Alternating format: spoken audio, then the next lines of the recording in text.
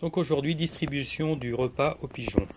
Je distribue tous les midis dans des mangeoires spéciales poussins auxquelles j'ai adapté une petite planchette dessous pour éviter que les pigeons la retournent en se posant dessus. Comme ça, il n'y a pas de gaspillage et tout reste dans la mangeoire.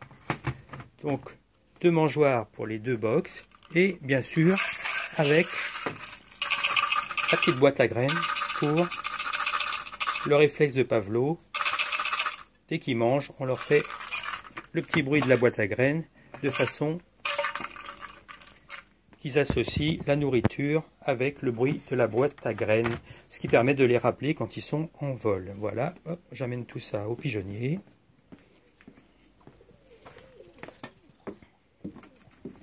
Ah. On apporte ça au pigeonnier.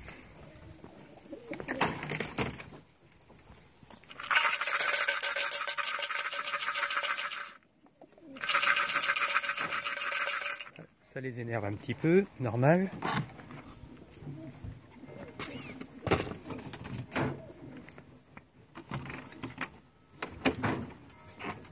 Et voilà.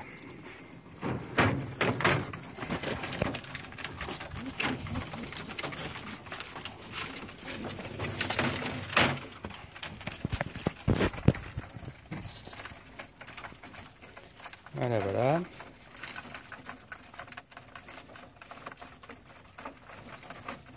« 22 grammes par pigeon », c'est des Birmingham. 22 grammes par pigeon. Le tout sera avalé en moins de 2 minutes. Il restera rien. Il restera rien dans les mangeoires. Il y a certains trous que j'ai agrandis parce que les mâles ont une tête plus grosse que les femelles. Donc c'est pour leur faciliter l'entrée de la tête dans la mangeoire, en évitant qu'ils se cassent des plumes au niveau de la tête. C'est quand même mieux d'agrandir un petit peu. Avec 2 trous, on en fait un grand. C'est pas plus mal. Voilà.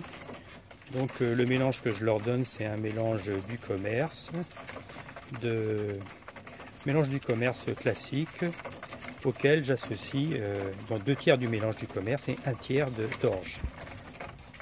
Alors au début, bien sûr, ils se précipitent sur le mélange du commerce et l'orge, ils la gardent pour la fin parce que c'est la graine qu'ils aiment le moins. Mais ils mangent tout quand même. Tout le monde sait que l'orge, pour des pigeons de sport, c'est essentiel pour bien voler et bien culbuter. Donc là, ils font l'aller-retour entre la gauche et la droite. L'aller-retour entre la gauche et la droite, jamais trop pressé. Voilà, par contre, il y en a un qui niche. Il y en a un qui niche là. Donc lui, il faut que je le pousse un peu pour qu'il aille manger, parce que sinon il va rien avoir. Donc je le pousse un petit peu. Allez, va manger. Hop.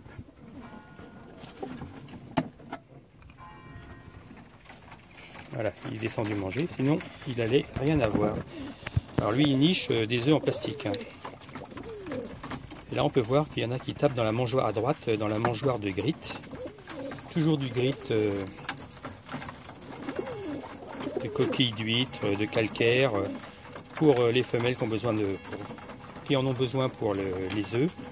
Et en fait, tous les pigeons en ont besoin pour pouvoir broyer dans leur jabot les graines qu'ils mangent. Donc le grit en permanence. J'ai un carré là de grit, un carré anisé, là un bloc anisé. Et sinon, je leur donne du grit en vrac. Pareil de ce côté-là.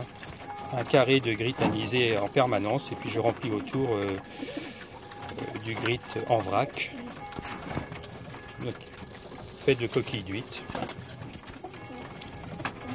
Bon, ce matin tout le monde a volé à part les 2 couples qui nichent. Et ils nichent sur des œufs en plastique parce que je veux pas non plus avoir trop de pigeons dans mon pigeonnier. Étant donné que la surpopulation, c'est pas bon pour la santé des pigeons.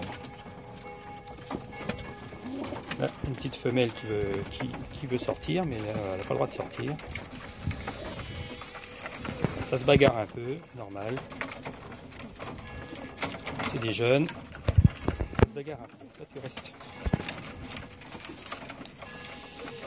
Voilà le repas des pigeons tous les jours à midi.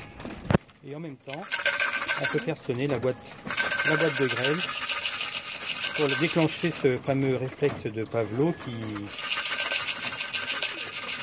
dit que quand la boîte sonne, c'est l'heure de rentrer au pigeonnier pour manger. Donc ça, ils sont très habitués et en général, s'ils sont sur le toit, ils rentrent.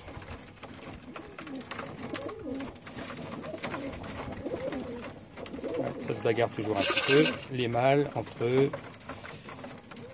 un peu moins les femelles. Là on voit, là, ils mangent, ils sont dans la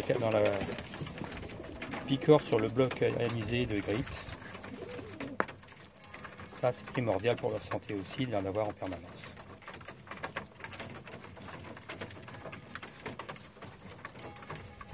Voilà, petite vue d'ensemble.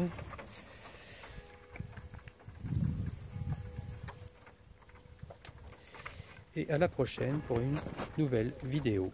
Et ce coup-ci, pour ceux qui avaient demandé, j'ai parlé.